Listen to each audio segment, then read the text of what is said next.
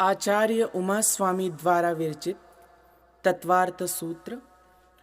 मोक्षमार्गस्य नेतारं भेत्तारं कर्मभूभृतां ज्ञातारं विश्वतत्त्वानां वन्दे तद्गुणलब्धये। त्रैकाल्यं द्रव्यषट्कं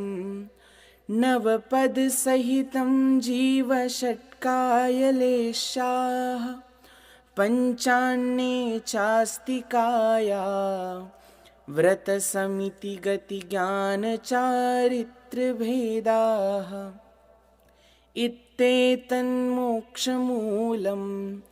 त्रिभुवनमहितैः प्रोक्तमर्हद्भिरीशैः प्रत्येति श्रद्दधाति स्पृशति च मतिमान् यः स वै शुद्धदृष्टिः। सिद्धे जयप्रसिद्धे च विहाराहणाफलं पत्ते वन्दिता अर्हन्ते वोच्छमाराहणाकमसो। उज्झोवणमुज्झवणं निवाहणं साहणं च निच्छरणं दंसननाणचरितं तवाणमाराहनाभनिया। प्रथम अध्याय। सम्यग् दर्शन ज्ञान चारित्राणि मोक्षमार्गः। तत्वार्थश्रद्धानं सम्यग् दर्शनं तन्निसर्गादधिगमाद्वा जीवा जीवाश्रवबन्धसंवरनिर्जरा मोक्षास्तत्त्वं नामस्थापनाद्रव्यभावतस्तन्यासः प्रमाणनयैरधिगमः निर्देशस्वामित्वसाधनाधिकरणस्थितिविधानतः सत्सङ्ख्याक्षेत्रस्पर्शन कालान्तरभावाल्पबहुत्वैश्च मतिश्रुतावधिमनःपर्ययकेवलानि ज्ञानं तत्प्रमाणे आद्ये परोक्षं प्रत्यक्षमन्यत् मतिः स्मृतिः संज्ञा चिन्ताभिनिबोधयित्यनर्थान्तरम् तदिन्द्रियाणीन्द्रियनिमित्तम् अवग्रहेहावायधारणाः बहुविधक्षिप्रानिःसृतानुक्तध्रुवाणां सेतराणाम् अर्थस्य व्यञ्जनस्यावग्रहः न चक्षुरनीन्द्रियाभ्यां श्रुतं मतिपूर्वं द्व्यनेकद्वादशभेदं भवप्रत्ययोऽवधिर्देवनारकाणां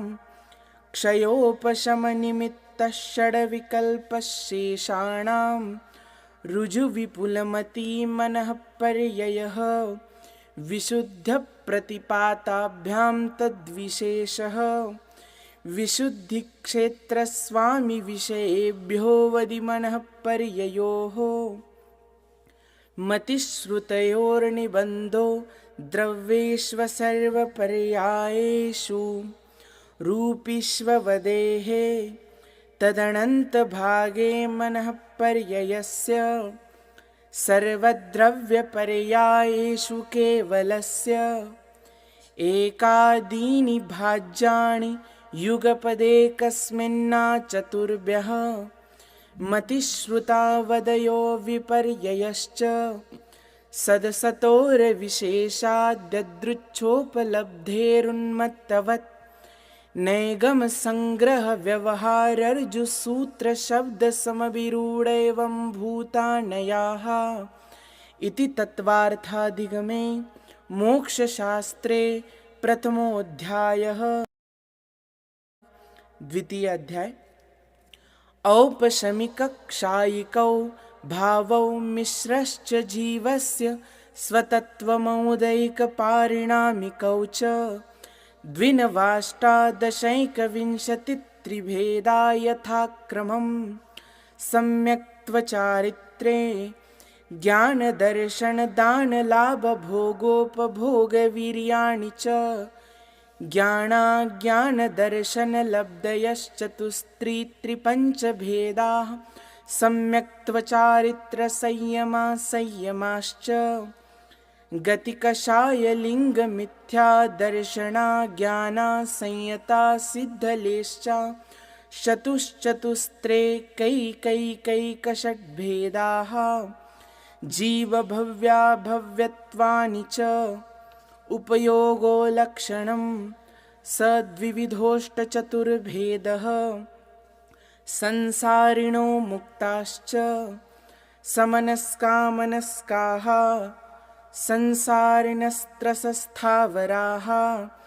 पृथिव्यप्तेजो वायुवनस्पतयः स्थावराः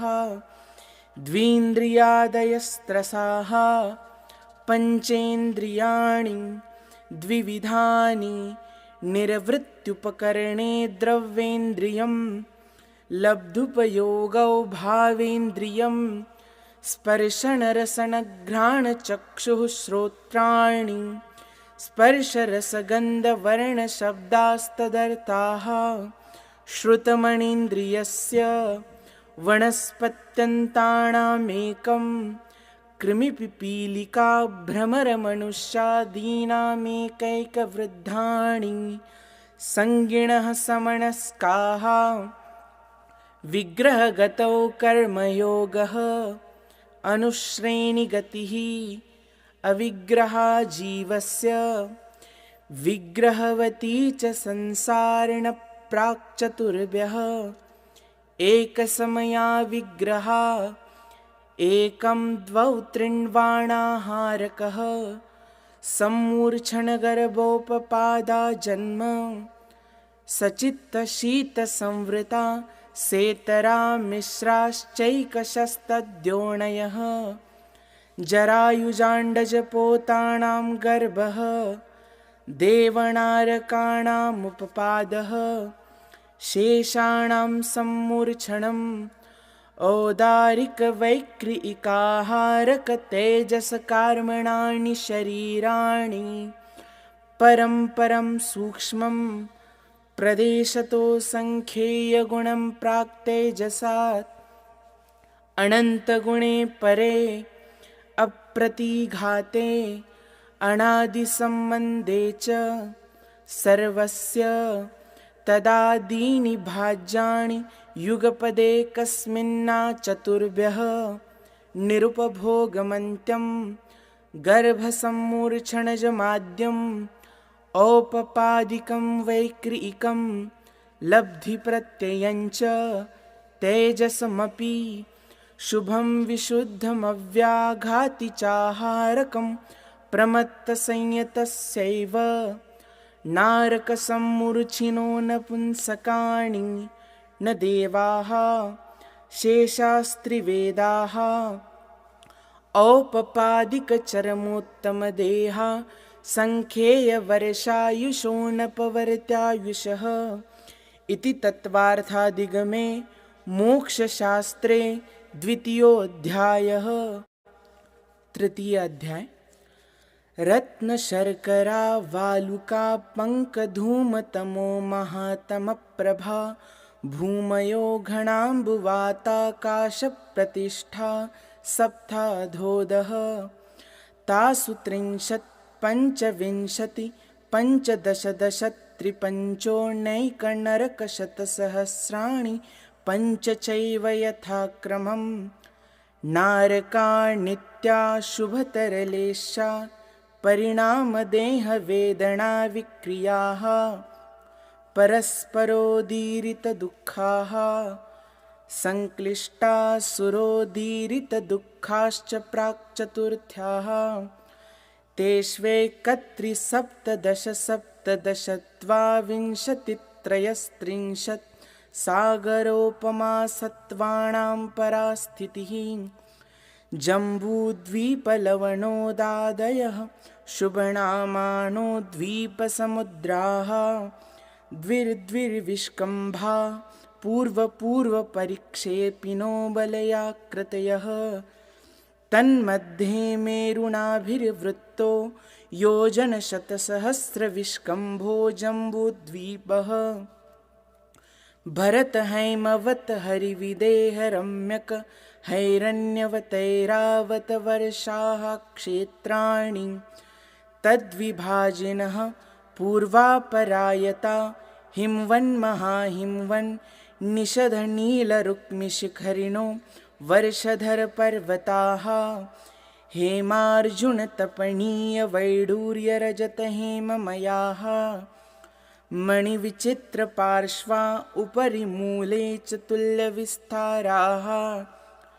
पद्ममहापद्मतिगिञ्च केसरी महापुण्डरीकपुण्डरीका रथास्तेषामुपरि प्रथमो योजनसहस्रायामस्तदर्थविष्कम्भो रथः 10 योजनावगाहः तन्मध्ये योजनं पुष्करं तद्विगुणद्विगुणा रथा पुष्कराणि च तन्निवासिन्यो देव्यः श्रीधृतिकीर्तिबुद्धिलक्ष्म्यः पल्योपमस्थितयः ससामाणिकपरिषत्काः गङ्गासिन्धुरोहिद्रोहितास्या हरिद्धरिकान्ता सीता सीतोदा नारी नरकान्ता सुवर्णरूप्यकूला रक्ता रक्तोदाः सरितस्तन्मध्यगाः द्वयोर्द्वयोः पूर्वाः पूर्वगाः शेषास्त्वपरगाः 14 नदी सहस्रपरिवृता गङ्गा सिन्ध्वादयो नद्यः भरतः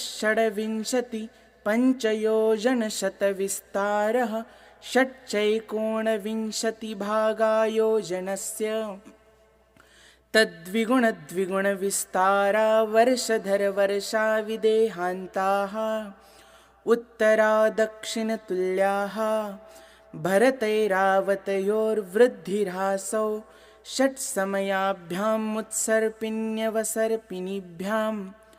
ताभ्यां परा भूमयोऽवस्थिताः एकद्वित्रिपल्योपमस्थितयो हैमवतकहारिवर्षकदैवकुर्वकाः तथोत्तराः विदेहेषु सङ्ख्येयकालाः भरतस्य विष्कम्भो जम्बूद्वीपस्य 90 द्विर्धातकी खण्डे पुष्करार्धे च प्राङ्मानुषोत्तरान्मनुष्याः आर्याम्लेच्छाश्च भरतैरावतविदेहा कर्मभूमयोऽन्यत्र देवकुरुत्तरकुरुभ्यः नृस्थितिपरावरे त्रिपल्योपमान्तरमुहूर्ते तिर्यग्योनिजानाञ्च इति तत्त्वार्थाधिगमे मोक्षशास्त्रे तृतीयोऽध्यायः। 4th अध्याय देवाश्चतुर्निकायाः आदितस्त्रिषु पीतान्तलेशाः 10 विकल्पाः कल्पोपपन्नपर्यन्ताः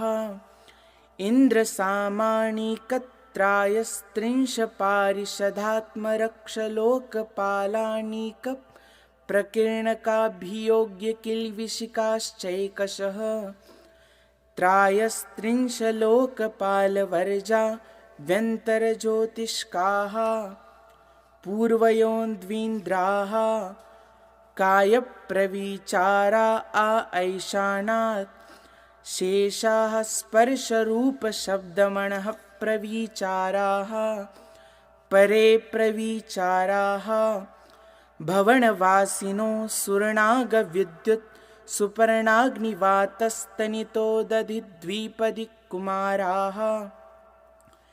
व्यन्तराः किन्नर किंपुरुषमहोरग गन्धर्वयक्षराक्षसभूतपिशाचाः ज्योतिष्काः सूर्याचन्द्रमसौ ग्रहनक्षत्रप्रकीर्णकतारकाश्च मेरुप्रदक्षिणा नित्यगतयो नृलोके तत्कृतकालविभागः बहिरवस्थिताः वैमानिकाः कल्पोपपन्नाः कल्पातीताश्च उपर्युपरि सौधर्मैषाणसानत्कुमारमाहेन्द्र ब्रह्मोत्तर लान्तवकापिष्टशुक्रमहाशुक्रशतारसहस्रारे श्वाणतप्राणतयोरारणाच्युतयोर्नवसुग्रैवेयकेषु विजयवैजयन्तजयन्ता पराजितेषु सर्वार्थसिद्धौ च स्थितिप्रभावसुखद्युतिलेशा विशुद्धीन्द्रियावधिविषयतोऽधिकाः गतिशरीरपरिग्रहाभिमानतो हीनाः पीतपद्मशुक्ललेशाद्वित्रिशेषेषु प्राग्रैवेयकेभ्यः कल्पाः ब्रह्मलोकालयालोकान्तिकाः सारस्वतादित्यवन्यरुणगरदतोयतुषिताव्याबाधारिष्टाश्च विजयादिषु द्विचर्माः औपपादिकमनुष्येभ्यः शेषास्तिर्यज्ञोणयः स्थितिरसुरनागसुपर्णद्वीपशेषाणां सागरोपमत्रिपल्योपमार्दहीनमिता सौधर्मैषाणयोः सागरोपमे अधिके साणत्कुमारमाहेन्द्रयोः सप्त त्रिसप्तनवैकादशत्रयोदश पञ्चदशभिरधिकानि तु आरणाच्युतादूर्ध्वमेकैकेन नवसुग्रैवेयकेषु विजयादिषु सर्वार्थसिद्धौ च अपरापल्योपममधिकं परतः पूर्वानन्तरा नारकाणां च द्वितीयादिषु दशवर्षसहस्राणि प्रथमायां भवनेषु च व्यन्तराणां च परापल्योपममधिकं ज्योतिष्काणां च तदष्टभागोपरा लोकान्तिकानामष्टौ सागरोपमानि सर्वेषाम् इति तत्त्वार्थादिगमे मोक्षशास्त्रे चतुर्थोऽध्यायः। पंचम अध्याय। अजीवकाया धर्माधर्माकाशपुद्गलाः द्रव्याणि जीवाश्च नित्यावस्थितान्यरूपाणि रूपिणः पुद्गलाः आकाशादेकद्रव्याणि निष्क्रियानि च असंख्येयाः प्रदेशा धर्माधर्मैकजीवानाम् आकाशस्यानन्ताः संख्येयाश्च पुद्गलानां नाणोः लोकाकाशे वगाहः धर्माधर्मयोः कृत्स्ने एकप्रदेशादिषु भाज्यः पुद्गलानाम् असंख्येयभागादिषु जीवानां प्रदेशसंहारविसर्पाभ्यां प्रदीपवत् गतिस्थित्युपग्रहो धर्माधर्मयोरुपकारः आकाशस्यावगाहः शरीरवाङ्मनःप्राणापानाः पुद्गलानां सुखदुःखजीवितमरणोपग्रहाश्च परस्परोपग्रहो जीवानां वर्तनापरिणामक्रियाः परत्वापरत्वे च कालस्य स्पर्शरसगन्धवर्णवन्तः पुद्गलाः शब्दबन्धसौक्ष्म्यस्थौल्यसंस्थानभेदतमश्छायातपोद्योतवन्तश्च अनवः स्कन्धाश्च भेदसङ्गातेभ्य उत्पद्यन्ते भेदादनुः भेदसङ्गाताभ्यां चाक्षुषः सद्द्रव्यलक्षणम् उत्पादव्ययद्रव्ययुक्तं सत् तद्भावाव्ययं नित्यम् अर्पितानर्पितसिद्धेः स्निग्धरुक्षत्वाद्बन्धः न जगन्यगुणानां गुणसाम्ये सदृशाणां द्व्यधिकादिगुणानां तु बन्धेऽधिकौपारिणामिकौ च गुणपर्ययवद्द्रव्यं कालश्च सोऽनन्तसमयः द्रव्याश्रया निर्गुणा गुणाः तद्भावः परिणामः इति तत्त्वार्थाधिगमे मोक्षशास्त्रे पंचमोऽध्यायः। षष्ठाध्याय कायवाङ्मनः कर्मयोगः स आश्रवः शुभपुण्यस्याशुभपापस्य स कषायाकषाययोः साम्प्रदायिकैर्यापतयोः इन्द्रियकषायाव्रतक्रियाः पञ्चविंशतिसङ्ख्याः पूर्वस्य भेदाः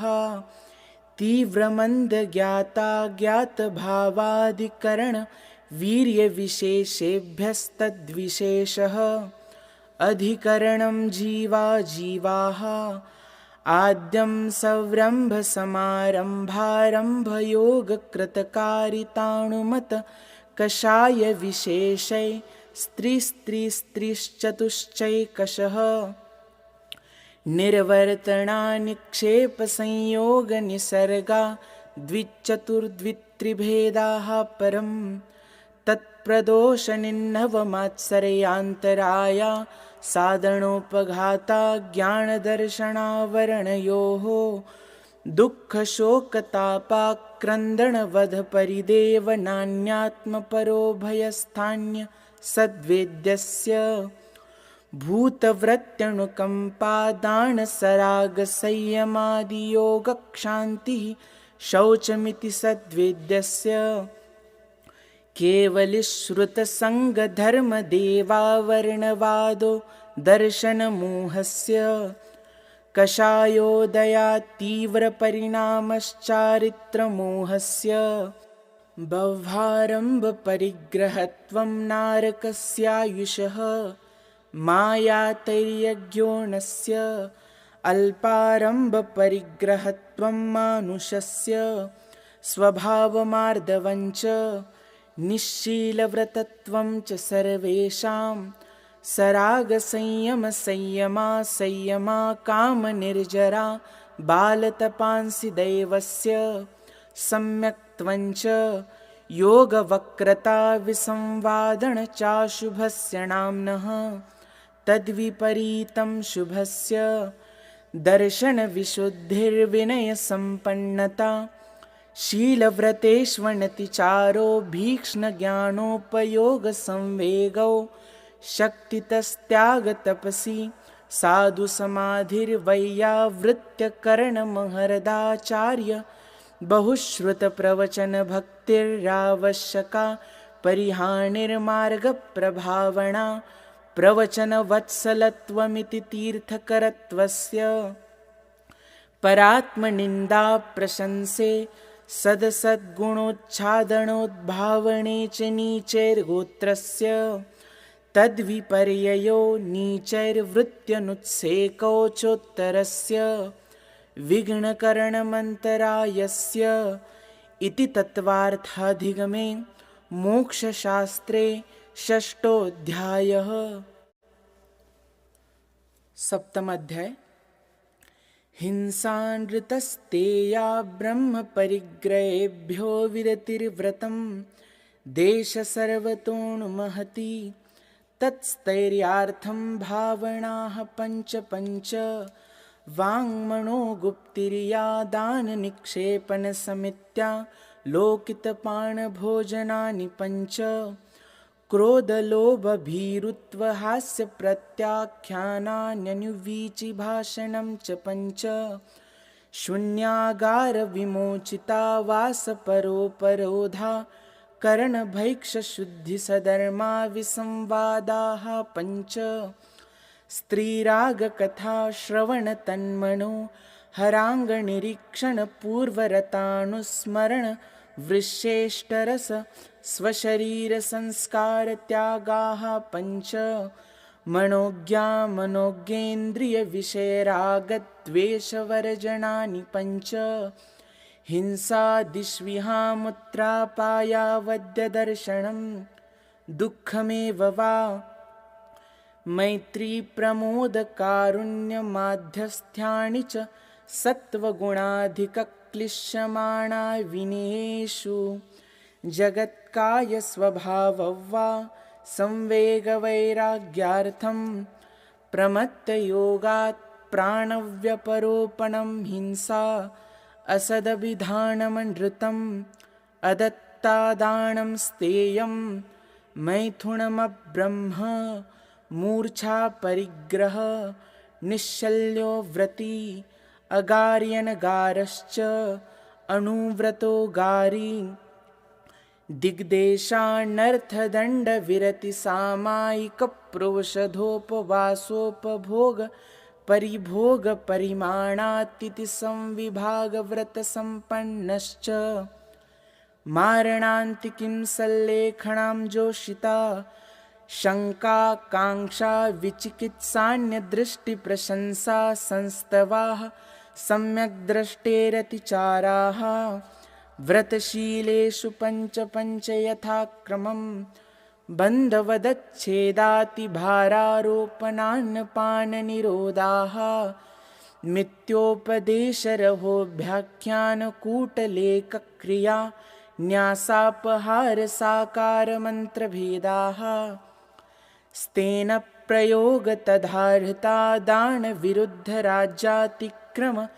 हीनाधिकमानोन्मानप्रतिरूपकव्यवहाराः परविवाहकरणे त्वरिका परिग्रहिता गमनानङ्गक्रीडा कामतीव्राभिनिवेशाः क्षेत्रवास्तु हिरण्यसुवर्णधनधान्य दासीदासकुप्यप्रमाणातिक्रमाः ऊर्ध्वाधस्तीर्यव्यतिक्रमक्षेत्रवृद्धिस्मृत्यन्तराधानानि आनयनप्रेष्यप्रयोगशब्दरूपाणुपातपुद्गलक्षेपाः कन्दर्पकौत्कुच्यमौकर्या समीक्षाधिकरणोपभोगपरिभोगानर्थक्यानि योगदुष्प्रणिधानानादरस्मृत्यनुपस्थानानि अप्रत्यवेक्षिता प्रमार्जितोत्सर्गा दानसंस्तरोपक्रमणा नादरस्मृत्यनुपस्थानानि सचित्तसम्बन्धसम्मिश्राभिषवदुपक्वाहाराः सचित्तनिक्षेपापिधानपरव्यपदेशमात्सर्यकालातिक्रमाः जीवितमरणाशंसामित्रानुरागसुखानुबन्धनिदानानि अनुग्रहार्थं स्वस्यातिसर्गोदानं विधिद्रव्यदातृपात्रविशेषात् तद्विशेषः इति तत्त्वार्थाधिगमे मोक्षशास्त्रे सप्तमोऽध्यायः। अष्टमाध्याय मिथ्यादर्शनाविरतिप्रमादकषाययोगा बन्धहेतवः सकषायत्वा जीवकर्मणो योग्यान् पुद्गलानादत्ते सबन्धः प्रकृतिस्थित्यनुभवप्रदेशास्तद्विदयः आद्यो ज्ञानदर्शनावरणवेदनीयमोहनीयायुर्नामगोत्रान्तरायाः पञ्चनवत्वष्टाविंशतिचतुर्द्विचत्वारिंशद्विपञ्चभेदा यथाक्रमं मतिश्रुतावधिमनः पर्ययकेवलानां चक्षुरचक्षुरवधिकेवलानां निद्रा प्रचलास्थानग्रदयश्च सदसद्वेद्धे दर्शनचारित्रमोहनीया कषायवेदनीयाख्या स्त्रीद्विनवषोडशभेदाः सम्यक्त्वमिथ्यात्व तदुभयान्यकषाय कषायो हास्यरत्यरतिशोकभयजुगुप्सा स्त्रीपुण्यपुंसकवेदा अनन्तानुबन्धप्रत्याख्यान संज्वलनविकल्पाश्चैकशः क्रोधमानमायालोभाः नारकतैर्यज्ञोणमानुषदैवानि गतिजातिशरीराङ्गोपाङ्गनिर्माणबन्धन सङ्घातसंस्थानसंहनन स्पर्शरसगन्धवर्णानुपूर्व्या गुरुलघूपघातपरघाता तपोद्योतोच्छ्वासविहायोगतयः प्रत्येकशरीरत्रससुभगसुस्वर शुभसूक्ष्मपर्याप्तिस्थिरादेययशः कीर्तिसेतराणि तीर्थकरत्वं च उच्चैर्नीचैश्च दानलाभभोगोपभोगवीर्याणाम् आदितस्त्रिसृणामन्तरायस्य च त्रिंशत्सागरोपमकोटिकोट्यः परास्थितिः सप्ततिर्मोहनीयस्य विंशतिर्नामगोत्रयोः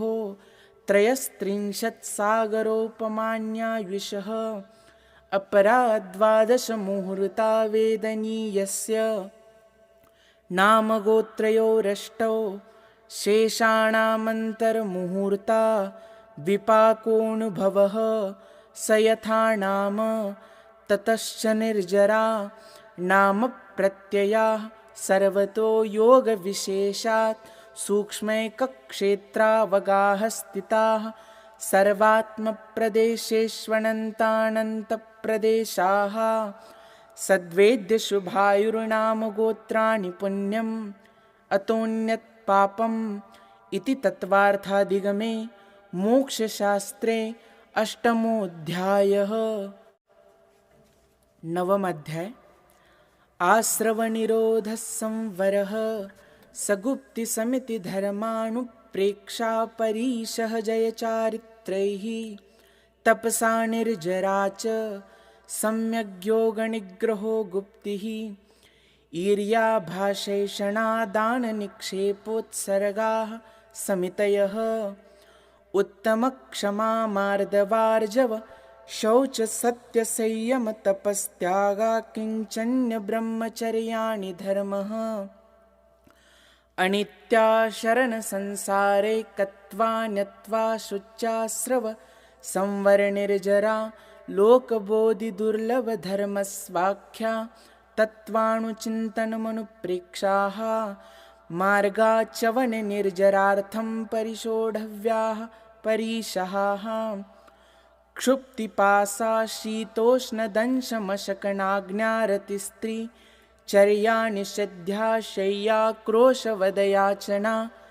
लाभरोगतृणस्पर्शमलसत्कारपुरस्कार प्रज्ञाज्ञानादर्शनानि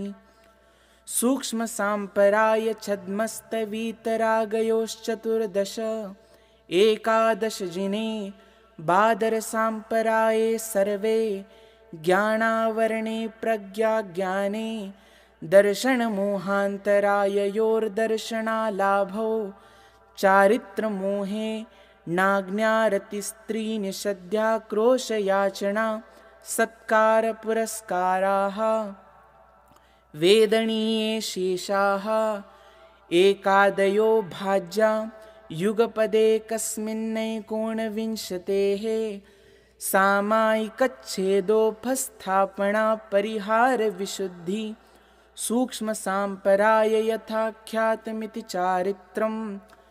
अनशनावमौदर्यवृत्तिपरिसङ्ख्यानरसपरित्यागविविक्तशय्यासन कायक्लेशाबाह्यं तपः प्रायश्चित्तविनयवैयावृत्त्यस्वाध्यायव्युत्सर्गध्यानान्युत्तरम् नवचतुर्दशपञ्चत्विभेदा यथाक्रमं प्राग्ध्यानात्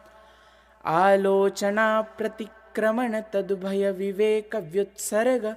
तपश्चेदपरिहारोपस्थापनाः ज्ञानदर्शनचारित्रोपचाराः आचार्योपाध्याय तपस्वी शैक्षग्लानगणकुलसङ्गसाधुमनोज्ञानां वाचनाप्रच्छनानुप्रेक्षाम्नाय धर्मोपदेशाः बाह्याभ्यन्तरोपद्योः उत्तमसंहननस्यैकाग्रचिन्तानिरोधो ध्यानमान्तरमुहूर्तात् आर्तरौद्रधर्म्यशुक्लानि परे मोक्षहेतुः आर्तममनोज्ञस्य संप्रयोगे तद्विप्रयोगाय स्मृतिसमन्वाहारः विपरीतं मनोज्ञस्य वेदनायाश्च निदानञ्च तद्विरतदेशविरतप्रमत्तसंयतानां हिंसानृतस्तेयविषयसंरक्षणेभ्यो रौद्रमविरतदेशविरतयोः आज्ञापायविपाकसंस्थानविचयाय धर्म्यं शुक्ले चाद्ये पूर्वविदः परे केवलिनः पृथक्त्वैकत्ववितर्कसूक्ष्मक्रियाप्रतिपातिविपरतक्रियानिवर्तीनि त्रेकयोगकाययोगायोगानाम् एकाश्रये सवितर्कविचारे पूर्वे अविचारं द्वितीयं वितर्कः श्रुतं विचारोऽर्थव्यञ्जनयोगसङ्क्रान्तिः सम्यक् दृष्टिश्रावकविरतानन्तवियोजक दर्शनमोहक्षपकोपशमकोपशान्तमोहक्षपक क्षीणमोहजिनाः क्रमशो सङ्ख्येयगुणनिर्जराः पुलाकबकुशकुशलनिर्ग्रन्थस्नातका निर्ग्रन्थाः संयमश्रुतप्रतिसेवनातीर्थलिङ्गलेशोपपादस्थानविकल्पतः साध्याः इति तत्त्वार्थाधिगमे मोक्षशास्त्रे नवमोऽध्यायः। दशमोऽध्याय मोहक्षयाज्ञानदर्शनावरणान्तरायक्षयाच्च केवलं बन्धहेत्वभावनिर्जराभ्यां कृत्स्नकर्मविप्रमोक्षो मोक्षः औपशमिकादिभव्यत्वानाञ्च अन्यत्र केवलसम्यक्त्वज्ञानदर्शनसिद्धत्वेभ्यः तदनन्तरमूर्ध्वं गच्छत्यालोकान्तात् पूर्वप्रयोगादसङ्गत्वादबन्धच्छेदात् तथा गतिपरिणामाच्च आविद्धकुलालचक्रवद्व्यपगतलेपालाभुवदेरण्डबीजवदग्निशिखावच्च धर्मास्तिकायाभावात् क्षेत्रकालगतिलिङ्गतीर्थचारित्रप्रत्येकबुद्धबोधित ज्ञानावगाहनान्तर संख्याल्पबहुत्वतः साध्याः इति तत्त्वार्थाधिगमे मोक्षशास्त्रे दशमोऽध्यायः। मोक्षमार्गस्य नेतारं भेत्तारं कर्मभूभृतां ज्ञातारं विश्वतत्त्वानां वन्दे तद्गुणलब्धये कोटिशतं द्वादश चैव कोट्यो लक्षाण्यशीतिस्त्र्यधिकानि चैव पञ्चाशदष्टौ च सहस्रसङ्ख्या मेतच्छ्रुतं पञ्चपदं नमामि अरहन्तभासि यत्थं गणहरदेवेऽहं गन्थियं सौवं पनमामि भक्तिजुक्तो सुदनानमहो वयं शिरसा अक्षरमात्रपदस्वरहीनं व्यञ्जनसन्धिविवर्जितरेफं साधुभिरत्र मम क्षमितव्यं को न विमुह्यति शास्त्रसमुद्रे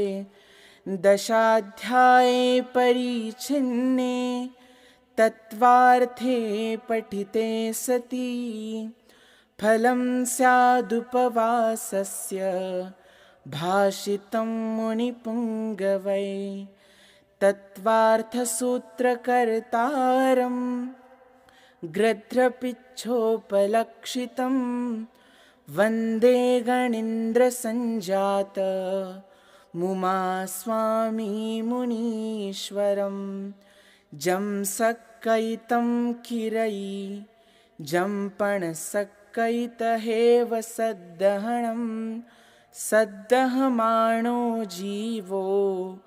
पावै अजरामरं ठाणं तव यर्णं वयधरणं संयमशरणं च जीवदयाकरणम् अन्ते समाहि मरणं चौविह दुःखं निवारे। इति तत्त्वार्थसूत्रपरिणाम तत्त्वार्थादिगम मोक्षशास्त्रं समाप्तम्।